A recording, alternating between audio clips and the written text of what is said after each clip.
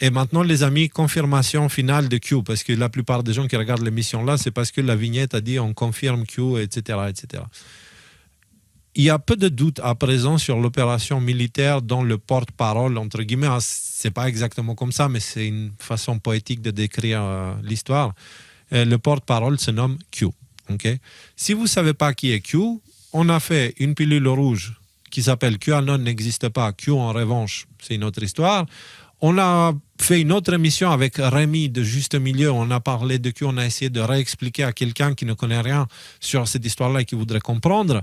Et on a eu des débats très intéressants. Et puis on a fait aussi un épisode de Révélation 11 où on parle justement de l'arrivée de Q, mais un petit peu aussi de l'historique avant avec l'expérience Anonymous, après Cicada 3301. Et pour ceux qui ne savent pas, je vous conseille ça. Parce que sinon on peut pas expliquer, c'est pas une histoire qu'on peut décrire vite en 2 mots, quoi, tu vois. Donc, mais en gros, Q, c'est quelqu'un qui a commencé à publier des posts qui disaient des choses super étranges sur l'avenir. Vous allez voir ce que vous allez voir, arrestation, machin truc, etc. Et pour une raison, il semblerait que ce qu'il dit n'est pas faux. Alors, la façon qu'il publiait ça faisait qu'on ne comprenait pas tout exactement, mais aujourd'hui, l'actualité confirme 100%. C'est la vision de Q, tu sais, le filtre d'analyse de Q qui nous a permis de comprendre les fraudes électorales, l'histoire du 6 janvier, qu'on a pu la comprendre très rapidement, des différents contrats que Trump fait avec d'autres pays où on pense que c'est la fin du monde, alors qu'en fait, non, finalement, ça se calme, c'est juste du cirque, quoi. Covid, c'était une grosse partie. Voilà, aussi, ça a aidé beaucoup. Toutes les interactions de l'ombre, etc. Et d'ailleurs, dans le thème, peut-être que l'arrestation de Maduro est justement l'arrestation qui allait choquer le monde. Hein? Ah non, mais chaque fois qu'il se passe un truc, on l'entend, ça. Ouais. Mais attends, c'est quand même... C'est vrai que c'est une arrestation d'un président d'un autre pays, tu sais, c'est... pour moi, c'était l'arrestation... Pour moi, c'est l'arrestation de Trump qui a... Tu vois, parce que Trump, il a été arrêté une fois, ils l'ont emmené, ils lui ont fait le mugshot et tout ça, tu vois. Mais moi, j'ai des confirmations maintenant autres que celles qu'on a déjà eues. Alors, nous, on est 100% sûr que toutes ces histoires, elles sont bien vraies.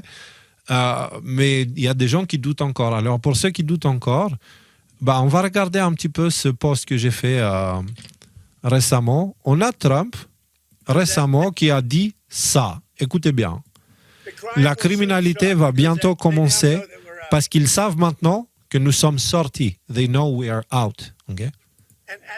Et au moment opportun, nous reviendrons et nous pourrions, si nous y sommes autorisés, utiliser la chose la plus puissante que nous ayons et n'avons pas encore utilisée, l'Insurrection Act.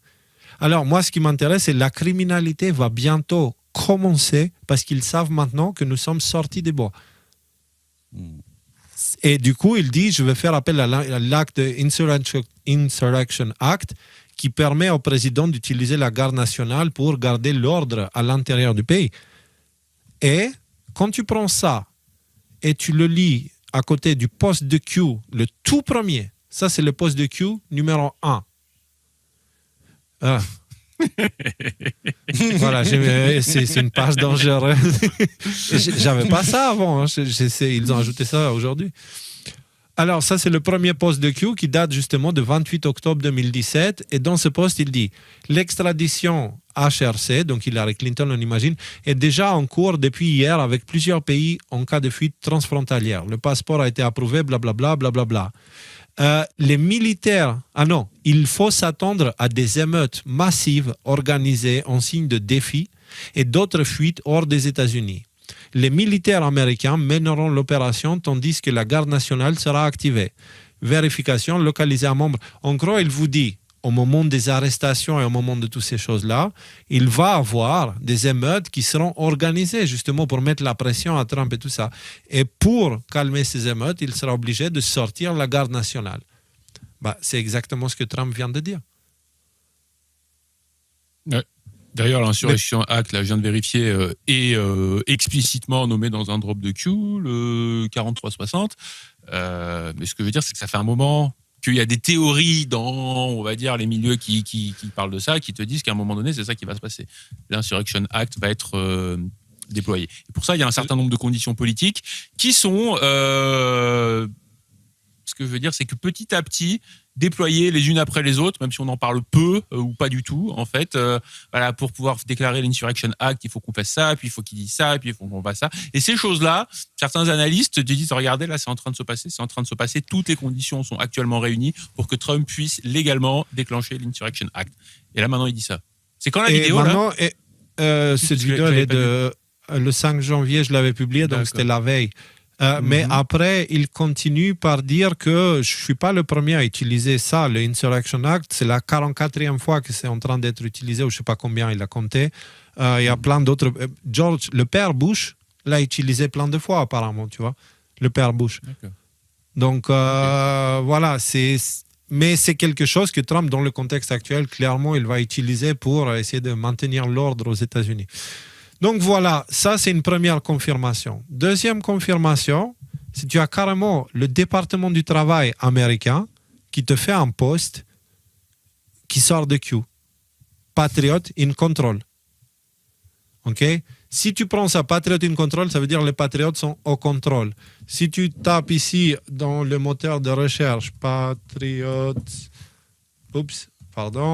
in control. Voilà. C'est Patriots in Control.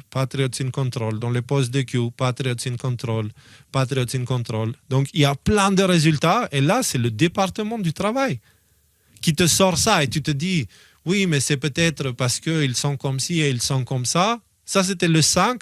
Et là, ah zut, ça ne m'a pas gardé le lien là. Il y avait un deuxième. Attends, je dois faire refresh.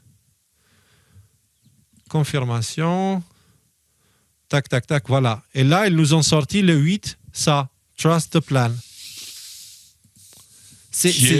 Pour ceux qui découvrent le sujet, une des phrases qu'on retrouve plein de fois dans Q, faites confiance au plan. On va voir ici encore une fois. Faites confiance au plan, faites confiance à Grassley, faites confiance... Voilà, Trust the Plan. 42 Trust fois. the Plan. Tout ce qui est en rouge, là, que vous voyez ici, voilà, c'est là... Trust the plan. Bref, c'est plein de fois. OK? Et là, c'est le département de travail qui parle Q, clairement. Et que tu as Trump qui confirme le premier poste de Q. Et est-ce qu'on a besoin de plus de confirmation que ça? Peut-être. Moi, j'ai plus besoin, tu vois. Mais quand même, on va regarder. Il y a Trump qui... comme vous pouvez voir ici, le 5 janvier, il a partagé cette vidéo sur Truth Social.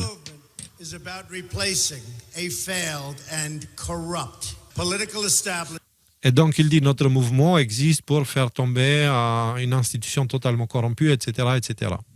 5 janvier, il a publié ça, 2026, OK? Mais si on regarde le post de Q 2651, OK, qui est aussi du 5 janvier, mais 2019. Ce post-là, dedans, contient cette vidéo YouTube. Et dans cette vidéo YouTube, il y a...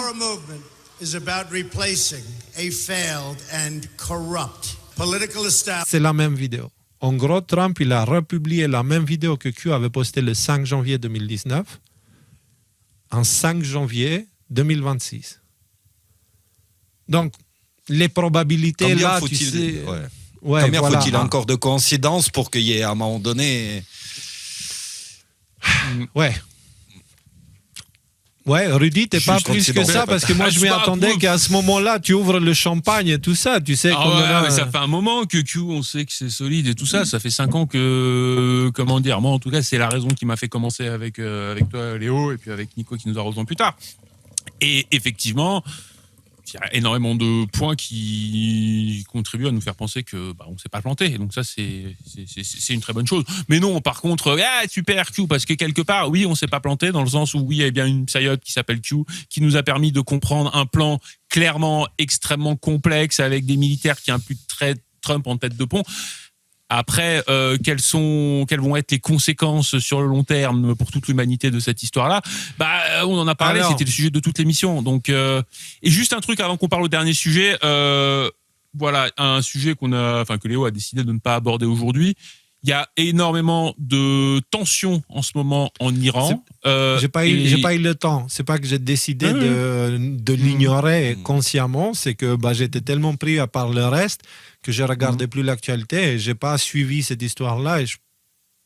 Non, mais je veux dire, il se passe des trucs en Iran, voilà, des grosses manifestations populaires depuis la fin de l'année dernière, donc les tout derniers jours de 2025.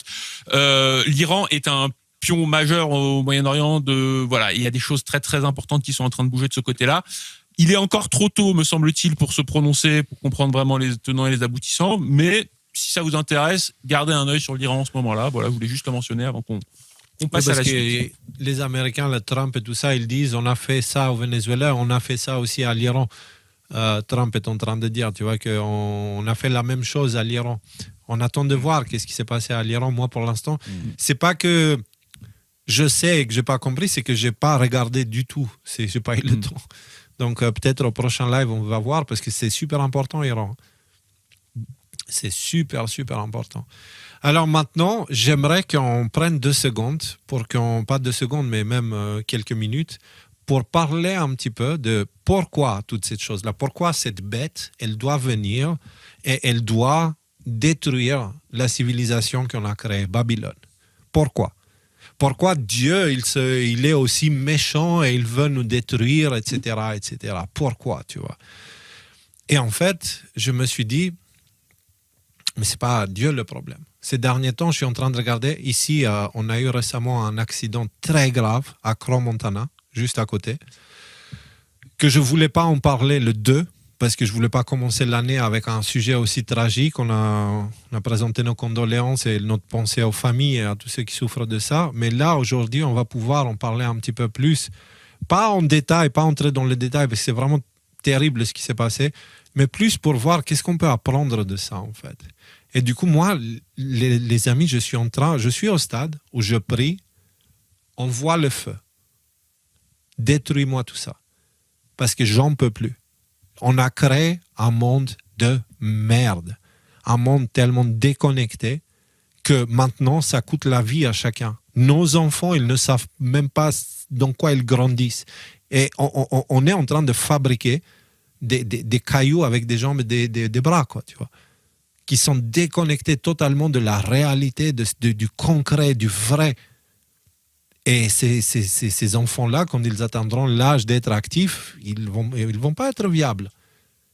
Donc, on est vraiment en train de créer quelque chose de très grave. Et derrière tout ça, il y a plein de pièges cognitifs qui nous entraînent dans ces choses-là. Et c'est à travers ces pièges-là qu'on crée le monde de merde qu'on a créé. Okay?